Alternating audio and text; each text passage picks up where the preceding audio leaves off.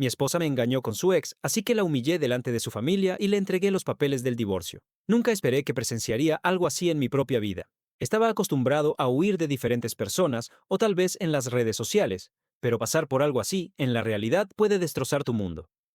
Soy un hombre sencillo y trabajo como profesor en una universidad. Llevo 10 años casado con mi mujer Daniela. Tenemos 2 hijos. La conocí en una fiesta en la que mi tía sugirió a mi madre que invitara a Daniela a salir. Nunca me interesaron las citas, así que, en realidad, nunca salí con nadie porque siempre estaba preocupado por mi doctorado y mi educación. Pero después de ver a Daniela, y al igual que su nombre, parecía suave como una flor. Mis padres llevaban mucho tiempo insistiendo para que me casara, así que le pedí salir a Daniela. Nuestros padres ya habían interactuado en la fiesta y querían que ambos nos casáramos. La primera cita fue increíble. Era divertido estar con ella y en aquel momento ella estaba haciendo trabajos dentales. Acabamos saliendo durante un año y nos casamos. Ahora han pasado 10 años. Nuestra vida cotidiana era bastante normal. Era una madre y una esposa estupenda. Nunca sentí ningún problema en mi vida después de su llegada y ella me cuidó mucho. Pero eso fue solo el principio. Nunca supe que la curiosidad me llevaría a un giro inesperado. Después de 10 años, saber de su pasado me hubiera ayudado a desenredar los nudos que en realidad nunca intenté conocer.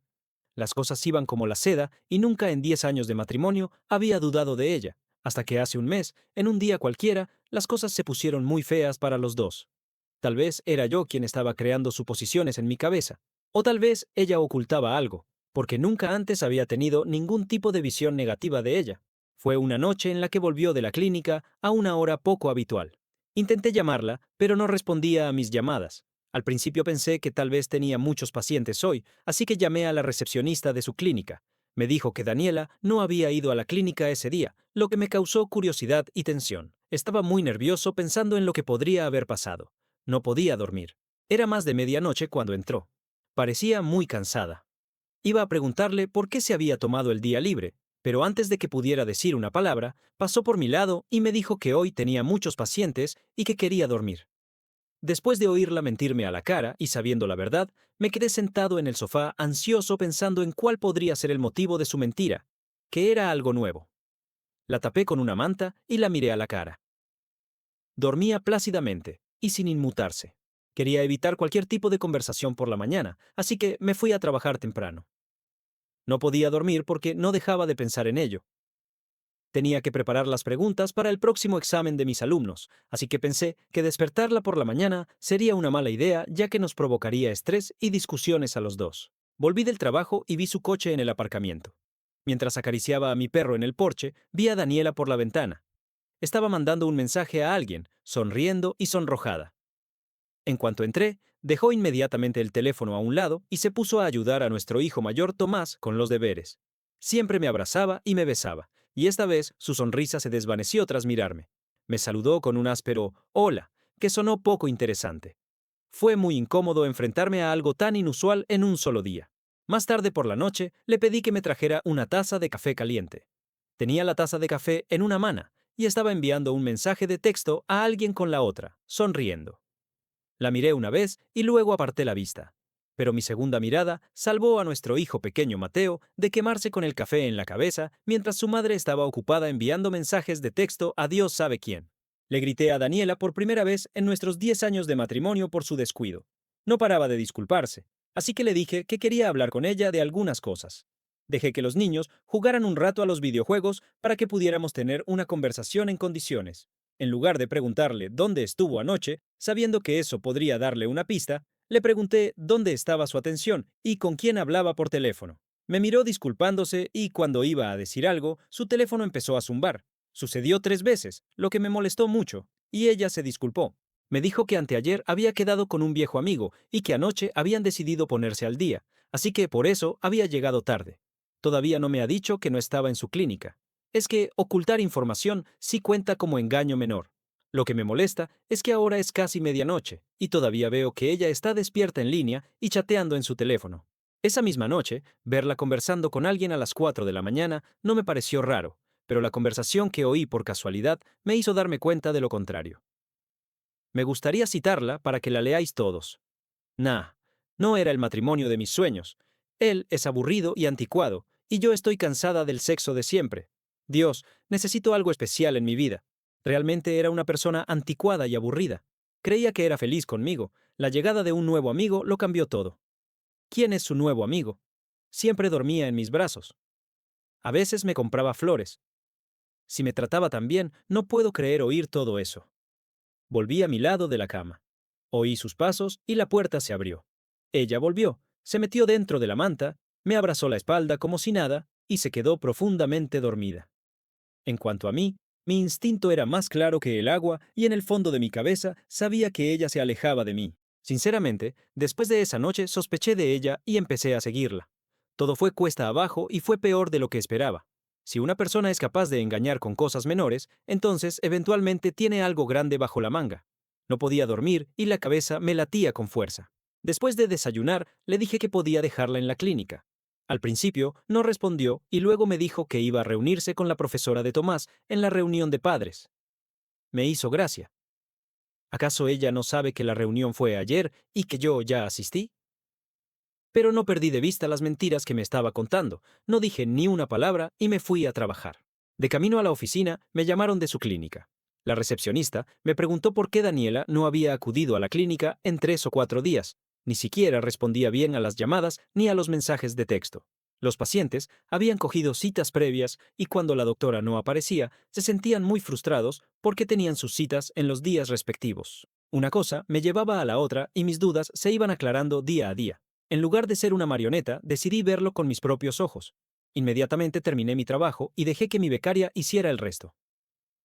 Salí de mi despacho y me dirigí a su clínica sabiendo que no estaría allí. Entré en la clínica y la llamé. No me cogió la llamada, pero me devolvió la llamada a los 2 minutos. Le dije que la había visitado, pero que no estaba allí. No pudo decir nada durante unos segundos y luego respondió titubeando que estaba visitando a un antiguo paciente que no podía venir a la consulta. Mentía, porque cuando pregunté a la recepcionista si había cita para visita a domicilio, me dijo que no. Volví a casa y mis 2 hijos estaban estudiando en silencio. Nuestra niñera cuida de Tomás y Mateo. Mónica es amiga de mi madre y era la persona en la que más confiaba. Les preparé la cena y pedí unos días de permiso para seguir a mi mujer. Las cosas transcurrieron según lo previsto, y decidí guardar silencio hasta reunir todas las pruebas para poder evacuar adecuadamente mis dudas. Durante la cena, le pregunté a Tomás por la reunión, y él me hizo una pregunta a su vez, preguntándome de qué reunión estaba hablando, puesto que ya habíamos asistido a la reunión de padres. La cara de Daniela fue de satisfacción. Dio un bocado y dijo que solo quería hablar con la profesora de Tomás sobre sus progresos. Dejé la cuchara a un lado y la miré. Preguntó qué pasaba. Suspiré y le pregunté si había visto el informe que le había enviado por teléfono. Se disculpó y me dijo que se le había olvidado. Le pregunté cómo había podido olvidarse de algo tan importante estando todo el día al teléfono. Me preguntó irritada si lo que yo quería decir era que no hacía otra cosa que estar todo el día al teléfono. Le dije que no y que se lo estaba tomando a mal. Se levantó muy enfadada con mi afirmación y me gritó diciendo que no tenía fundamento y que era yo quien nunca intentaba hacer nada por la familia. Su afirmación me puso furioso, pero en lugar de soltarlo todo, la dejé hablar. Le pregunté qué quería decir con eso, y ahí volvió a decir que yo era una persona aburrida y que nuestro matrimonio había perdido la chispa.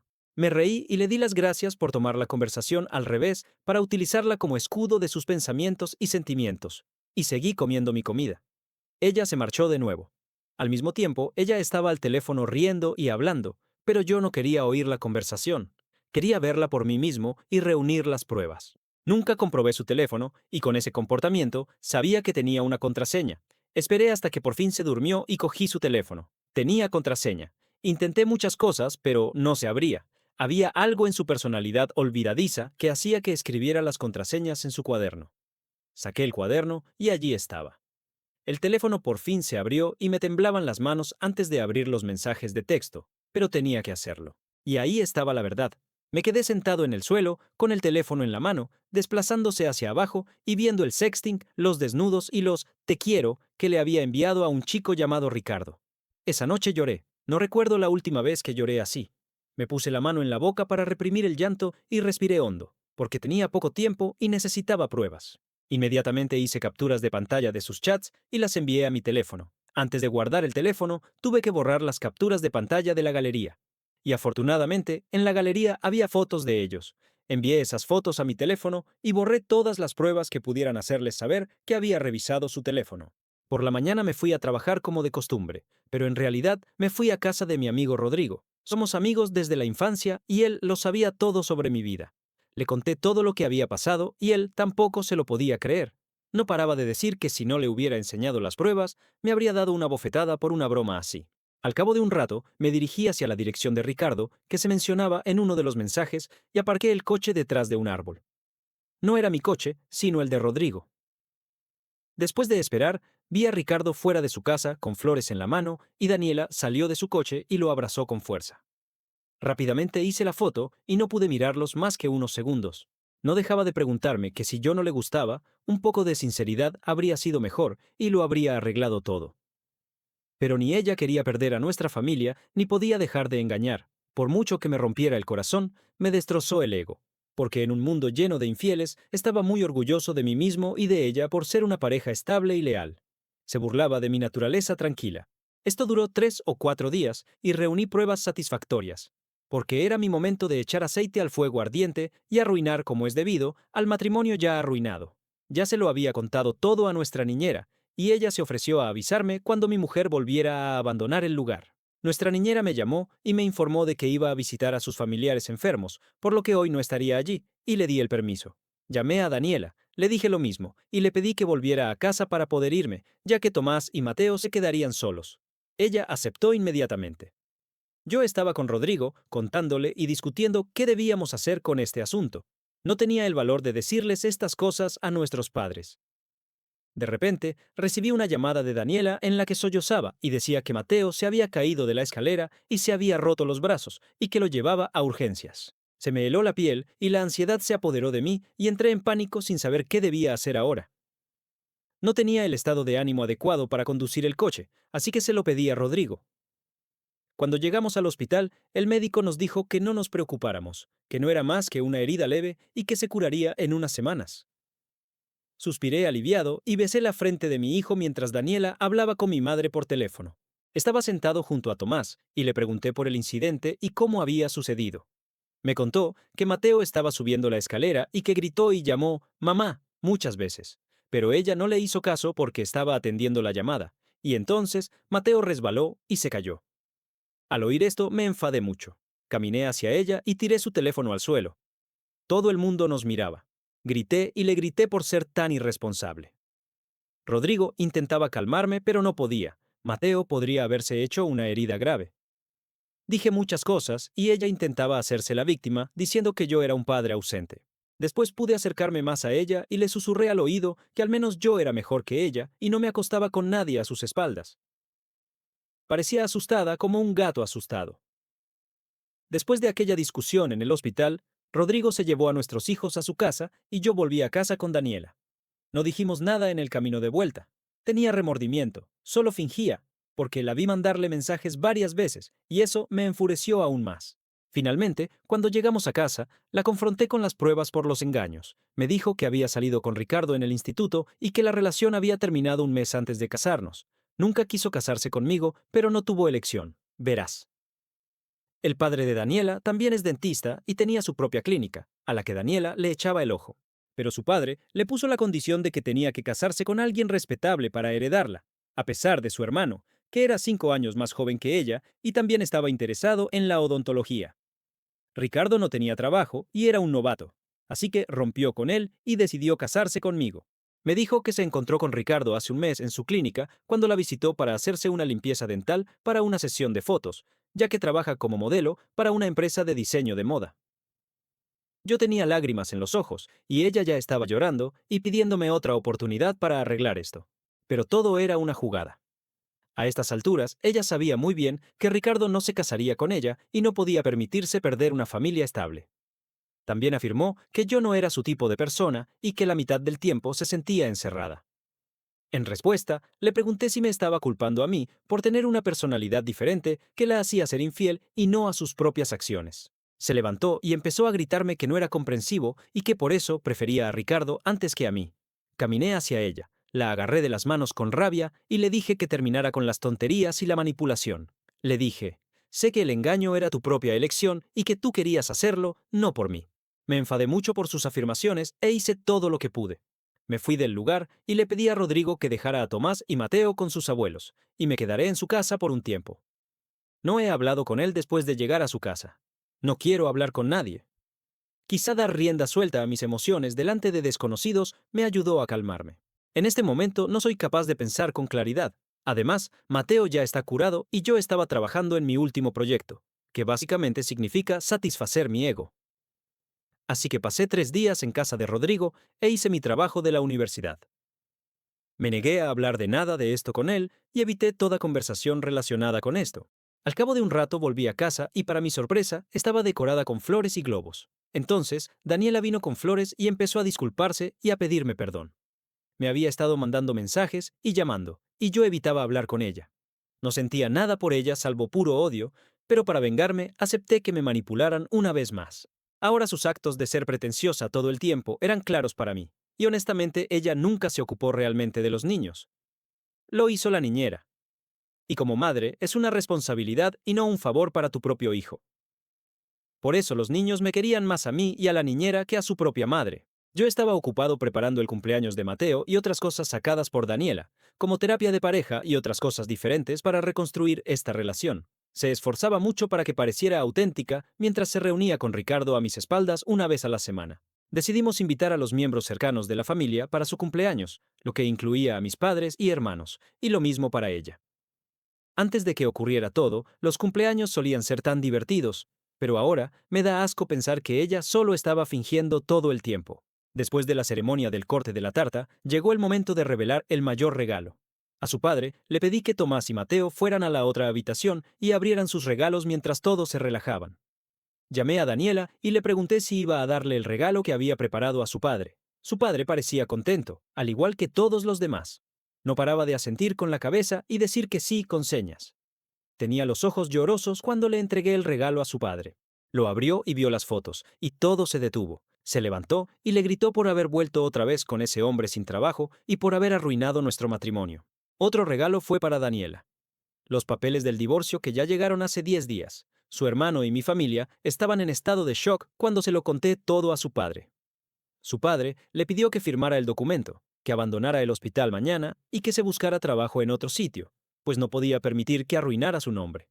Daniela lloraba y pedía perdón a su padre, y su madre estaba destrozada. Ella arruinó esto para todos, y un pequeño sentimiento de remordimiento debería haber hecho que se detuviera, pero ella continuó reuniéndose con él. Después del divorcio, seguimos caminos separados. Tomás y Mateo la echan de menos, pero es mejor ser criado por un padre soltero que por uno irresponsable. Le permití que se reuniera con Tomás y Mateo los fines de semana. En cuanto a mí, sigo adelante con mi vida manteniéndome ocupado con el trabajo y los niños, pero el pasado siempre se me pegará como un parásito. Aunque mi venganza satisfizo mi ego, ver que no conseguía lo que quería me ayudó a superar mi salud mental y continué con mi vida.